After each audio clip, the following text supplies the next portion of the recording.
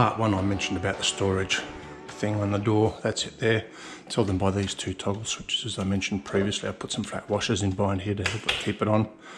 There's 3 bits of double-sided Velcro at the bottom as well. There you go, pretty neat. This is actually an Ultimate product, but they had some hooks to hang it off this grab rail here. This morning I'm going to check out these P-seals for the Ultimate and sort out what I need to buy and replace and clean up the rest. Oh, that didn't take me too long. So new P-seals all the way through. P-seal. Got to make sure the ends are cut off nice and square. That one isn't, so I'll have a look at the other end. Probably not much better, so I'll square them off before I stick it on. And then it's just a matter of tapping it on. I'll give you a sample. Just with a rubber mallet. Go all the way around. I've got enough here hopefully to do the back door and the boot lids. Let's see if I can get a little bit of vision. Bashing it on for you. Small steps. You know when it's home because it's a solid hit. That's all the way up now. I've just got to cut that off. Most of it you can cut with like scissors or a Stanley knife, but there's actually a little metal sort of beady thing in there that needs to be cut with side cutters or tin snips or something. So there we go.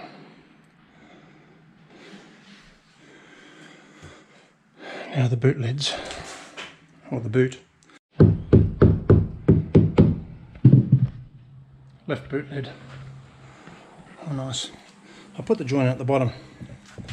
I run a little bead of black Slastic around there too, just to seal it up.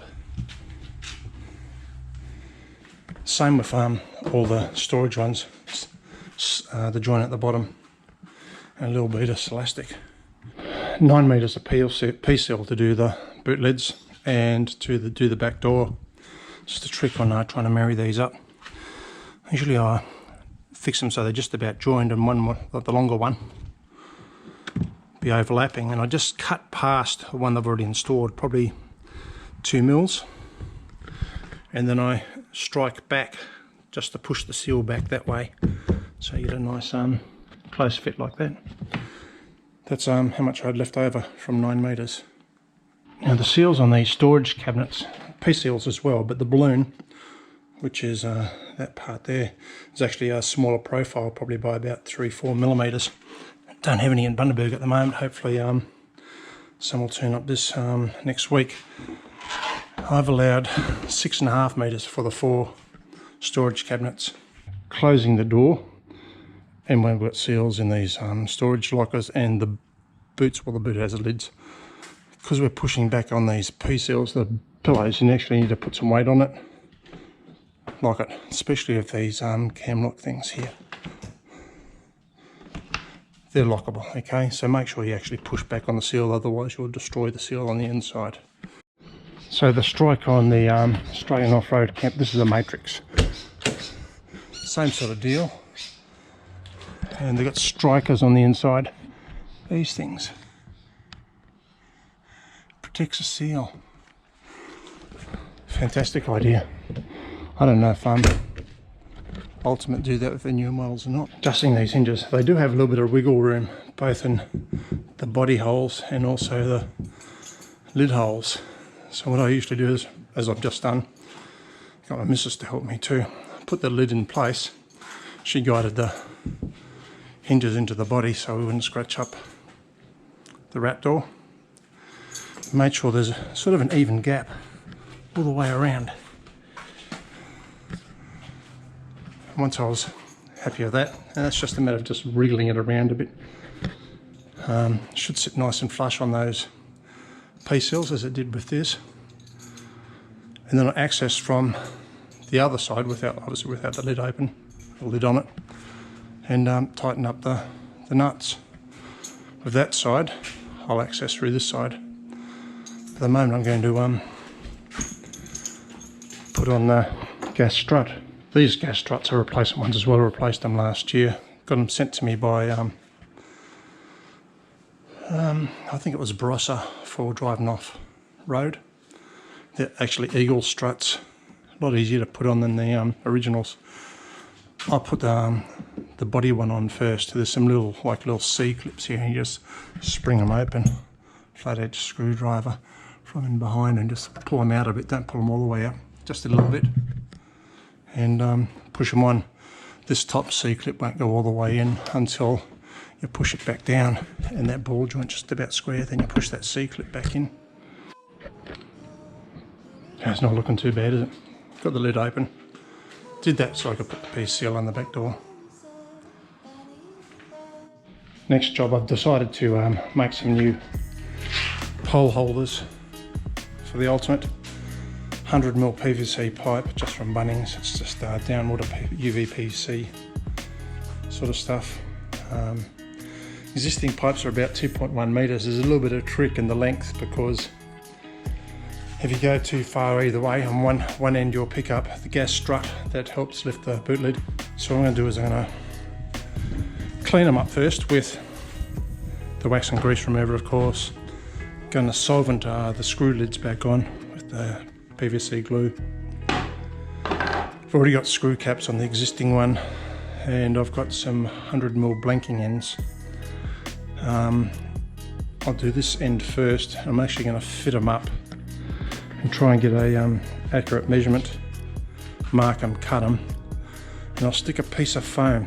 There's already foam in the existing one, so I'll recover those, put them in the end, then put the cap on just to stop poles and stuff smashing up the caps, and that's happened to me once before. These are the caps off the original pole holders. I've lost a few of those over time. I found that sticking some plumber's tape on it helps prevent that loss. It just provides an anti sort of rattle proof surface. If I was keeping the Ultimate longer, I wouldn't keep those caps. I'll get lockable ones like that, and that goes onto a screw end, so you could probably actually buy them off the internet and fit them straight up. And I've mentioned foam. There's nothing magic about it. That's it there, and just stick it in. If that's the one for the poles, like for the tarps and stuff, but each end. The other one's for the fiberglass rods. I've actually got a rod holder that fits in there, protects the fiberglass rods. Not so much of a problem busting the ends out on that. It's just with the tent poles. Measuring up these poles now. This gas strut that's in here swings over this way, so we need to make sure that's not out too far, otherwise it won't get past the gas struts, or we'll do some damage somewhere. So we've got a stick in board there. The other thing I'm going to be aware of is that that cap there doesn't screw all the way up onto the roof rack. I'm figuring about there. Looks pretty good. Setup of these pole holders. Originally I had a pole each side, that's the way I bought it, and the fiberglass pole holder was over on the far side and the tent poles are on this side. All the weight on the roof adds to what you're flicking over and pulling over whenever you set up. So I moved both poles to one side and put tent poles closest to the hinges and the fiberglass poles next to it. The distance they're apart is dictated by where the gas strut ends up when the lid's flipped over. So at the moment all I'm going to be able to do is just measure the length of these things and cut them to size. Maybe put in the brackets, both ends, for the PVC piping, and then when I flip the lid back over I can determine exactly where I want these poles to sit. That's the screen door there. So at the moment I've probably got about 3-4 mil between the cap, which is screwed up tight on the PVC pipe, and the end of the roof rack. And I'll do the same for the other side as well. What I found previously is that the pole holders are a little bit short and the caps were sitting right on that ridge and chewing out the gel coat. I had that repaired just recently. So at this stage I want to make sure that the caps finish a little bit past that ridge there, so I don't have any problems with gel coat again, or the buyer or the new owner won't. So I'm figuring I might come out to about there, I reckon. I'll get a tape measure and I'll measure up. Getting in the way of the boot lid, yeah, well that's the boot lid there, so it swings out that way. So obviously we don't want the pole past that joint. Oh, I've got the tent pole about in position now. Still about 4 or 5 mil gap down here. And I've loose fitted, put some foam in. I'm not going to tighten it up because I might need to move it either way. I think I can glue it off now. I'm pretty happy with the position. New bolts in the poly pipe, so that's all tied down now. Just been through and picked out all the lint and stuff in the hook side of the Velcro. I missed a bit there, look at that. These stabiliser bars which support the bed head, I've stuck some tape on them, both on one end. They go to the top and I'll show you why. The pin that the top goes through is this thing here. That's a narrower gauge than these pins which go at the bottom. So the bottom holes, which doesn't have the reflective tape on it, should marry up with those pins quite easy. Well, that's braced up. They're pretty tight. Well, they are new fittings. The other bit goes in here on the inside of the top roof rack. And I'll show you what I mean about those poles in the gas strut. See, there's not much gap between there. We can access that one, which is fine, and we can access that one. Yeah, I haven't got a bolt for that, I have to get a longer bolt. So they're in the right locations anyhow. I'm just going to tighten that one up, that's okay, and I'll tighten up the other end and tighten up this bolt so it doesn't move.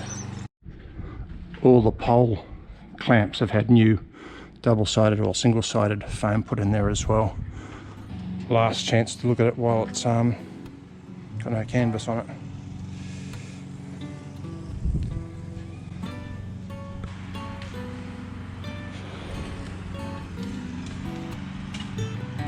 Yes, it is the old lounge. It's probably original, same as the carpet.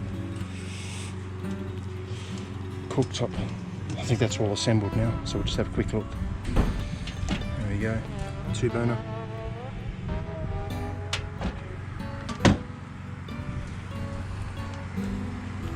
And we've got the wood insert in there, as I've shown you previously. Just to walk around while it's up. I've got the back door open. Still got to do the seals. They'll come up Tuesday.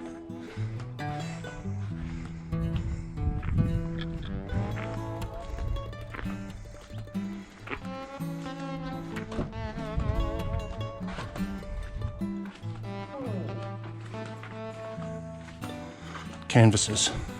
We've got a, well, Sphay roof's got to go on. Mini awning that comes over the steps. 2 full-length awnings that go down front and back, about 1 metre long. Custom 2 metre one. Full annex, sides, and a skirt that goes underneath as well. They've all got bags that they go in. These blue ones are just like sides that go on the annex. We've used them a couple of times. Got a bag here with a ground cover. I'm going to throw that ground cover away. There'll be a new ground cover coming with it. Good to keep that plastic bag though, because if you pack up and the ground sheet's dirty or wet, stick it in that. Stops the inside of wherever you're packing your ground sheet getting dirty or wet. We'll have 3 wooden squares that go underneath the legs if you're on soft soil. We'll also have 3 50mm PVC ends. Use them under the step feet if you're on soft ground, or alternatively underneath the tent poles, just applying some of the Dynaproof to the sides, front and back now. Well, that's the Dynaproofing done on the outside. We knocked over the bucket 2.2 litres. So remember that alarm, that was a top as well. So what comes with the Ultimate? Spare tyre, of course, chemical toilet. Been through that sort of stuff already. Been through the canvas stuff, talked about the ground sheet. I told you there was a brand new one. This is it here. It's 4.3 by 2.4 metres, brand new. Wheel brace. Original table stand legs. Original table, custom table. Fitting inside, get rid of the legs, put that in the mount inside. A Pettis shock absorber, beginning of last year before we went around our trip. I replaced the original Dobinsons with a Pettis. One of the Pettis died, kept the good one. New Dobinsons on the camper. Tow bar pin, DO35 pin, tool to lock it up. It's 2 spare gas struts for the front boot. They may need regassing. ISI bike mount. Original jerry can holder, never used it, took it out, just screws into the floor left front of the boot. That's where I'll put it back in after I give it a clean. 2 Sirocco fans, extension lead for this one here. They just plug into the 12 volt accessory outlets inside.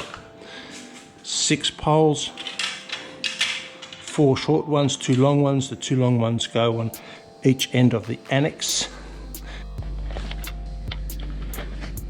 Alright, what else have we got in the spares kit?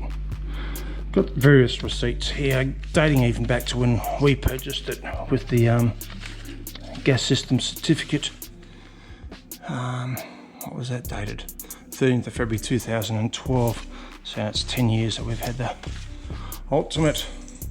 Got the Red Arc 30 Manager book, the Chemical Toilet book, DO35 book, the Engel book, Sirocco fan book, original Ultimate Pioneer book. Let's see, date of purchase, the original owners, 10th of December 2001, chassis number, camper number, Pioneer. It's got the electrical system out diagram in there as well. What do we got in here? We've got a spare O-ring for the drawers, a couple of those D-clamp clips. They're the original setup for the stairs here, which have now got these ones. Good to have a spares just in case something happens. Some loose screws and stuff, a bungee hoop, candle. Well, I've got a candle in there. If you go back and look at our trip around Australia when we were at Wonga Beach, we had a bucket load of water. Run this along the seams because that's where it was running. Some more pins, a zip, some Velcro straps. These fit on the end of the gas struts. And handy to have a spare. I've actually had one of these break on me. Knock on wood. That was probably about 8 or 9 years ago. Wasn't an exciting experience. Some plastic bits and pieces that go around the side for the canvas. Hook up the hoops, like these buttons and stuff. These are for the new lights. Ultimately just kept on sending out the wrong side. Some more elbows and T's. Some axle seals, some tie down points. I had those in the roof rack. I've left them off this at the moment. A gas fitting, there's a 2 kilo gas bottle in there, so I'll go from 3/8 up to whatever that is, 1/2 inch or 9/16, so you can fit in a normal gas regulator into that. A bunch of stainless spares for the boot, for the bumper bar, some T-nuts, some more bungee hoops. That's about it in a nutshell. There'll be a couple of other bits and pieces that we'll probably throw in as well. Probably too numerous to mention here, but that gives you a good roundup on what's going in with this. What I haven't shown you is the mattresses. Before we went around, so probably about 12 months ago, we bought some new Ultimate I think they're 6 or 9 inch memory foam mattresses. Fantastic. They were great on the road. Absolutely fantastic. So they go into this camper as well. I'll probably drop in a picture somewhere or other showing it set up. We'll probably throw in, because it's king size, some basic linen stuff as well that we don't need. It'll be laundered, of course, it won't be dirty.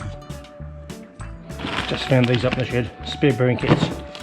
Don't know where the extra dust cap is, but anyhow, get out of jail stuff. Not that I've never needed them. Mattresses I was talking about. There, and we got an over galley homemade shelf. I mentioned the bedding stuff. Underlay for the mattresses. And we've got the king size sheets, some flannel ones as well, nice and pink. Pillowcases I've mentioned, they've been laundered. So they'll be part of the package unless you, as a buyer, especially say that you don't want them. Just got the gas compliance certificate. Ultimate off-road camper with the VIN number. Cooktop. Date done 28th of February 2022. Signed off by the certifier. His telephone number. Got the roadworthy certificate guy coming in shortly, so he'll get that through as well. Alright, I've got a new dolly wheel on order. When I saw them last week from Trail Shop at Bundaberg. Currently the dolly wheel's down in Melbourne. We freighted up to Brisbane sometime this week and hopefully be here next week. So it's the 28th of February, so hopefully next week the new dolly wheel. What's left to do apart from the dolly wheel? I've got to get the other piece seals for the storage lockers, and then once they're in, just stick up the joins of those piece seals and it's finished. I do have the roadworthy certificate now, and I'll drop a picture in. Fly screen door fitted to the canvas. Well, it's actually fitted to the pole, but on the canvas on the inside we had some Velcro stitched along the both sides, and we've got double-sided Velcro down the sides. It's one of those magnetic ones that you close up. Two hands would be better, I suppose. There we go. Galley light installed. It's a male-female fitting, and it's pinned, so you need to get those pins located. Turn the galley lights on. Can dim it. Turn it off. Change colour. Dim it. Turn it off. There's another light under here as well. That will stay on as long as the galley lights are on. Bed headlights, same both sides. USB point. Continuously active unless you put the battery isolator on. Adjustable, on, off. Same both sides. Talked about the smart battery app that comes with the lithium batteries. That's it there, EVH battery. This is iPhone. There's two apps. This is the older one, EVH battery. I think it's called EV1 in the App Store. So if I open it up, you'll see the top one shows a 12 volt, 120 amp hour 012 battery, and below it's a 0125. So we'll open up the 012 and have a look at the stats on that. It says 99% state of charge, 13.1 volts, 122.4 amp hours battery. Health perfect. It's on standby mode at the moment. It's not drawing anything.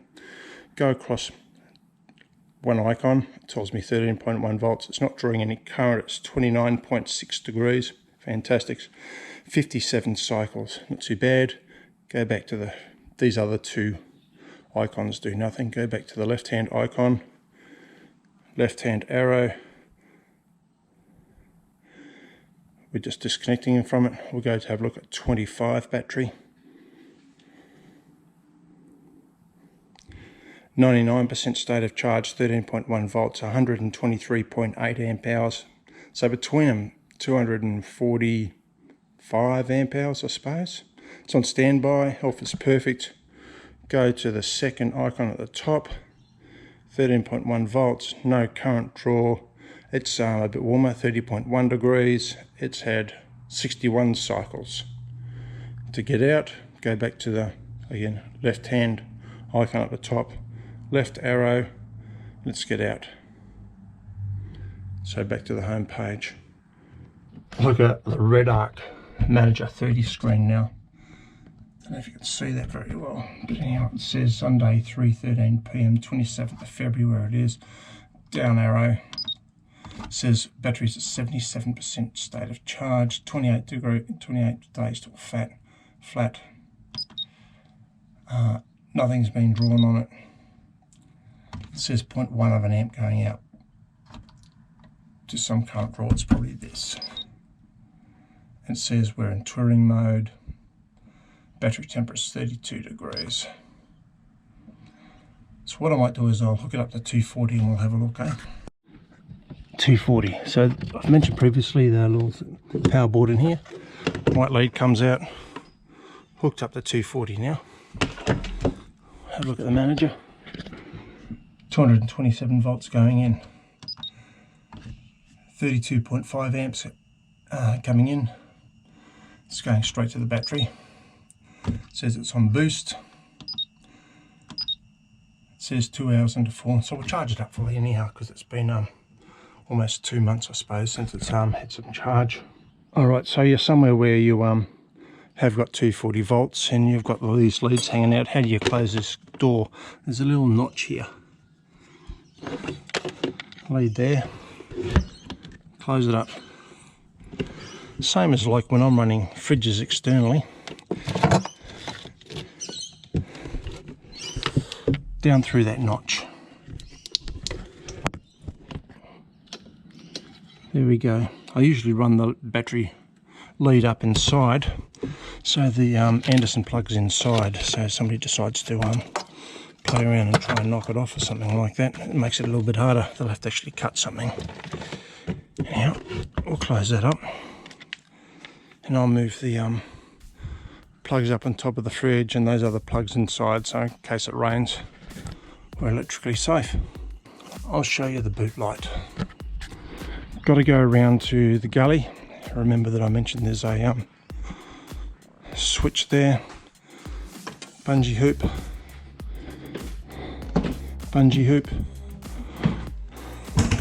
door down. Need to open up the canvas, unlock the door, boot light on top, press it.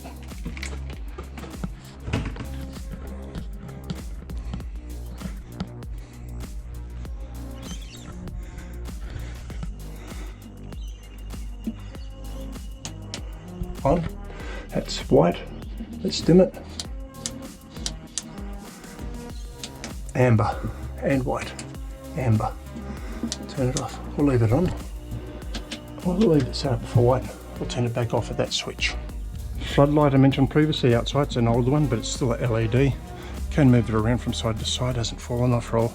Well, it hasn't ever fallen off, so you can move it wherever you want. It's the third switch in. Outside floodlight. Onto the top, and the other one is the water pump. Just went off for a little bit for a second there. So I mentioned previously the two most that we use are the galley light and the water pump. New Anderson solar point cover. I'll show you what I mean by good weather protection. There's a rubber seal on the back here. Hopefully you can see that. But now it's going to be better than where it was. And it's not a solar Anderson fitting, it's just a normal Anderson fitting. Looks like we're setting up for a wet weather test tonight. There's a storm brewing off the coast. Brand new day. 24 mils of rain last night. You would have seen that some clouds coming across. Go inside and have a look. As you know, we only dyno-proofed the sides, front and back yesterday. Did the roof previously.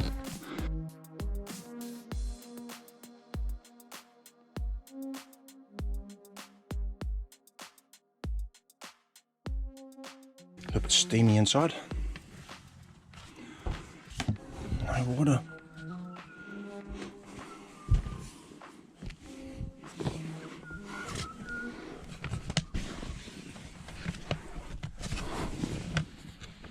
Oh, looking good. Roof's still got a little bit of water in it. It'll dry out soon. I think hopefully it'll be a sunny day. In part 1 I mentioned about the storage under the drawers, so I thought I'd show you.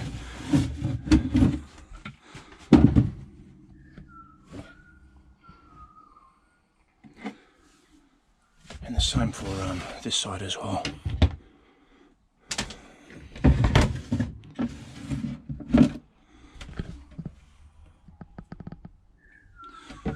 So you can see there's quite a bit of storage in underneath those drawers, just why we were able to fit wetsuits in.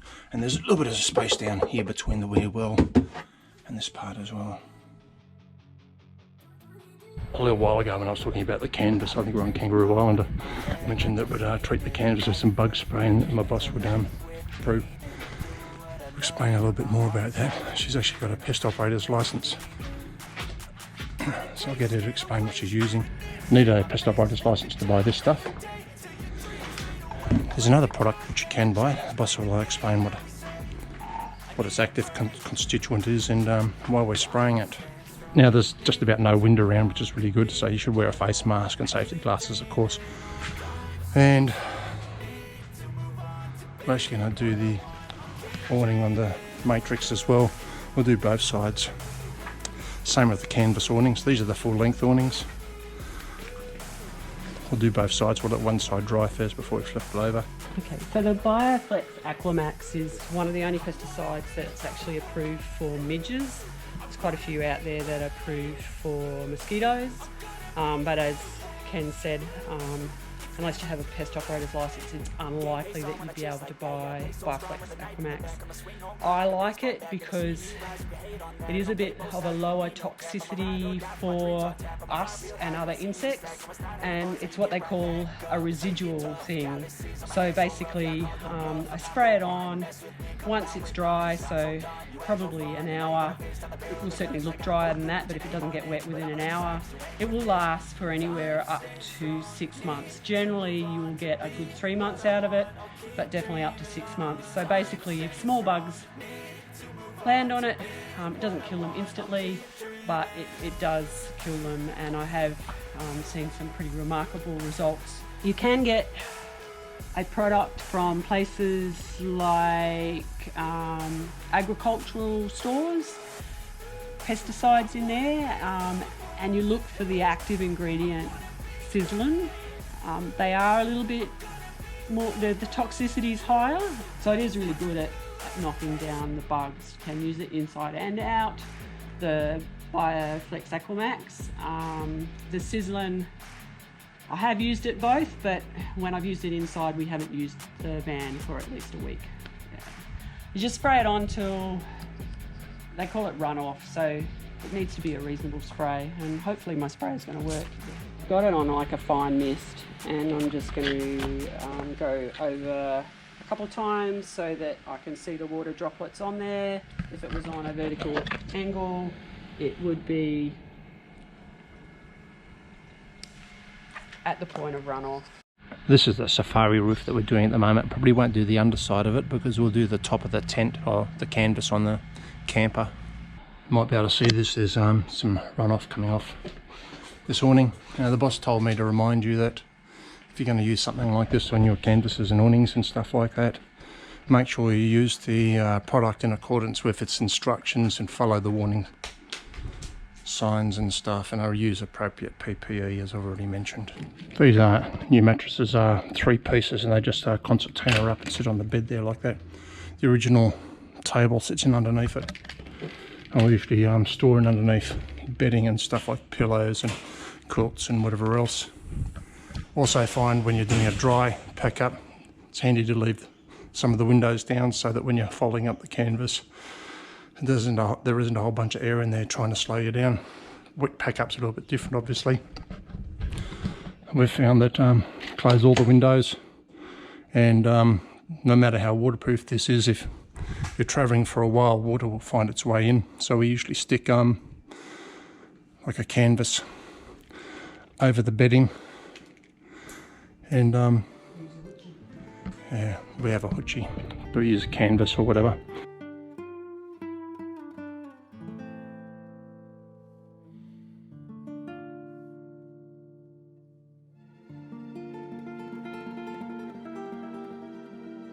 about to do a video, separate video to this one. I'll call it the marketing video on the sale, set up all the tarps and stuff. So if you're interested in that part of the content, you'll need to watch that video. So it'll be separate.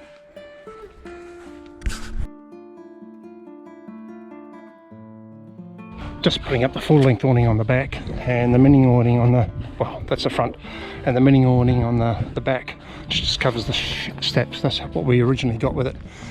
Poles on that, fiberglass poles, are different from the full length ones. Full length ones are located in the fishing rod tube, and the mini awning ones, those two there and that one. The fiberglass pole that goes in this part is about, I know, 2 centimeters shorter than the full length awning poles. These ones here, there's 2 there. There's already 2 in this full length one. Also with the mini awning, there's 2 sets of hoops here that you run your fiberglass poles through. It's the bottom ones for the mini awning, top ones for the full length awning. Same this side. Mini awning, full length awning. Only because these rods are longer. If you are changing these longer canvases out on the road, you'll need a step ladder to reach up there, unless you're unusually tall. I usually use a milk crate, one of the ones in here that I usually take with me, and it's got a lid. You'll see the drone's got on top of the lid at the moment, and that just sits on the top of the milk crate, and that way I can finish off the zip and do the toggles up there to secure the canvases in. Both sides now got full length awnings. The little secure things on for the fiberglass poles, I keep the bungee hoop behind the pole. Top plastic locators. Top. They're not difficult to put in if you just manipulate them a bit. This is the last bit of canvas in this video that I will put up. We're using the fiberglass poles. The next one, 2 meter awning, has 3 tent poles.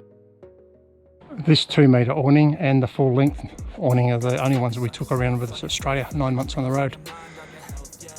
This canvas is made from different sort of canvas from everything else. No Dynaproof on it.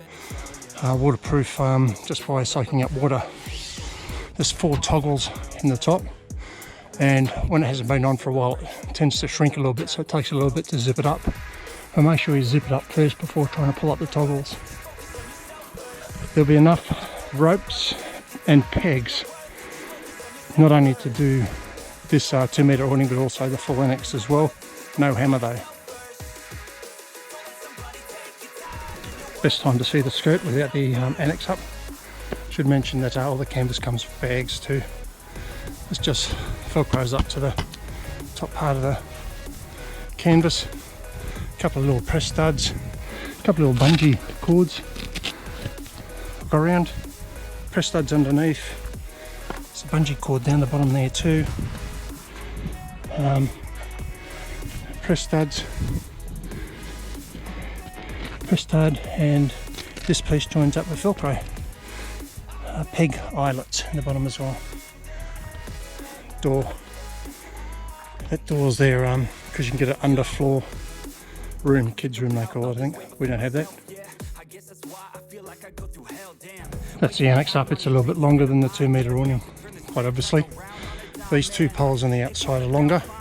They've got red stoppers on the bottom, so you know they're longer. 4 along there.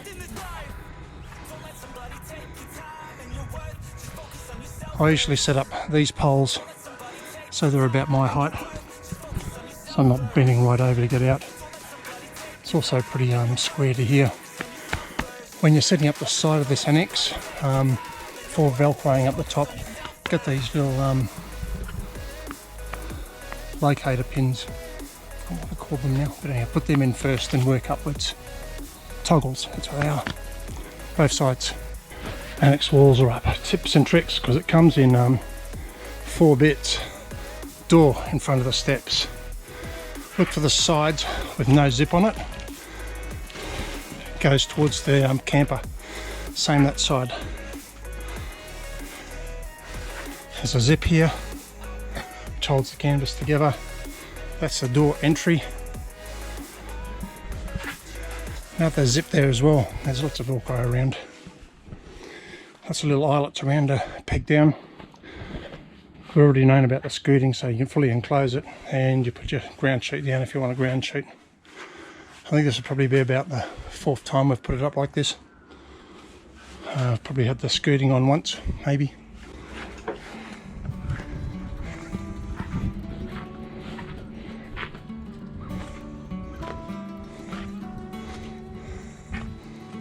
So there's the door here.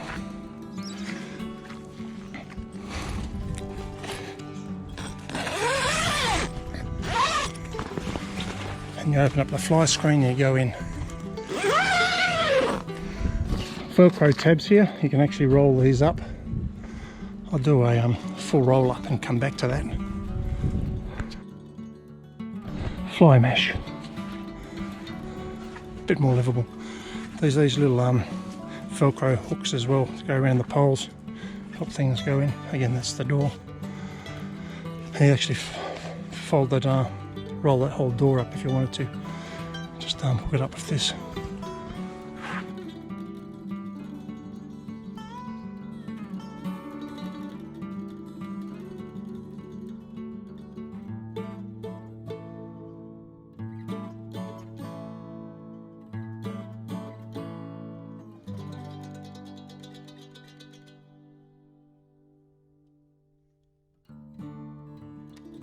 Now these blue plasticky canvas things, I'm not going to stick them up.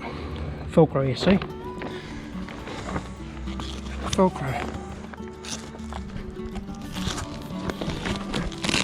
Sticks up. And we'll just use them, like I might run it aside. Out this way, give us some privacy.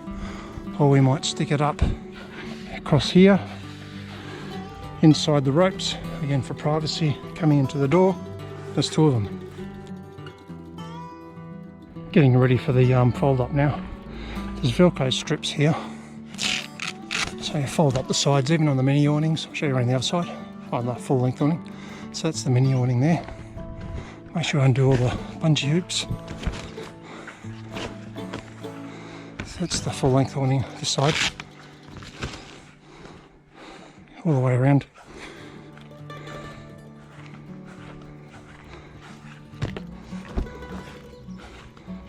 Take the braces out too, so that's the next thing. Go inside, remove the spreader bars and drop the canvas down and pack them up. Make sure the bed lights are up, everything's stowed away. I'm going to pull down these end braces, the long ones. There's 2 sizes, long over the bed head, small over the gully. So do the bed head first. While that's down, now for there's 2 of us doing it, Prue was inside here. This is where I stow the spreader bars. As you can see, there's a bit of a canvas sticking out, and that's why it's helpful when there's 2 people, but it's not impossible. If you watch earlier video, I think I mentioned about, I don't have it here, I'll have to go get it and show you. That's the canvas folded under.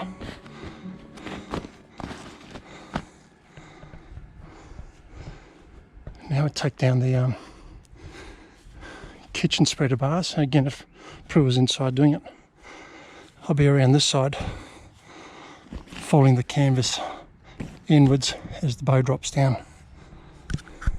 Paintbrush extension rod. It's got a plastic end on it, adjustable. It's handy to push the canvas in without doing too much damage to it, or any damage, I hope. If I'm doing it by myself at this stage, I'm going to use that pole at the end of the bed head, which usually is for lifting. I'll show you how I use it to put you down again. So I just pull it out of the Velcro, drop it down onto the fiberglass to hold it in place, just so I can check around the other side where the canvas is. See, it's all over the place.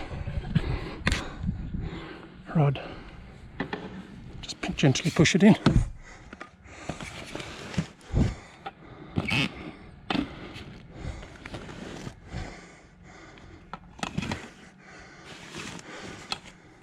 Another okay.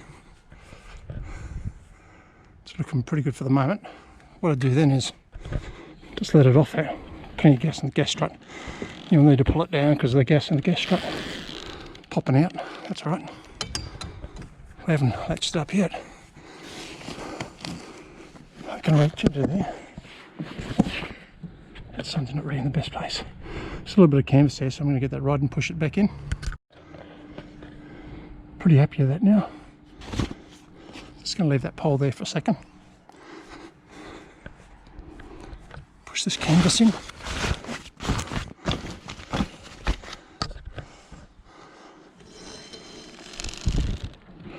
It's looking good. Just got to let you go for a second. Just pulled this latch, just hooked it up. The canvas isn't coming through anywhere there. Check the other side again. Just push the lid open a bit.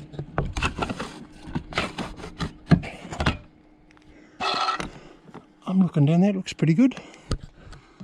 Latch over, pull them down. Pull them down. Don't forget the one behind the door.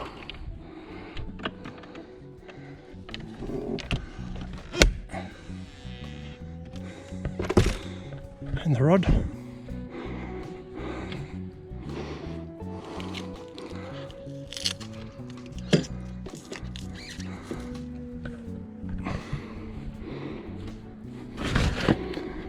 This pole usually just sits inside on the floor. For us, and it does anyhow. We just stick it in along there, it's sort of out of the way. Close the doors. I've already told you about that with the P-seals. Push in and turn. They'll put you down again. Stairs up. Bungee hoop. Bungee hoop. Next thing, the brace legs.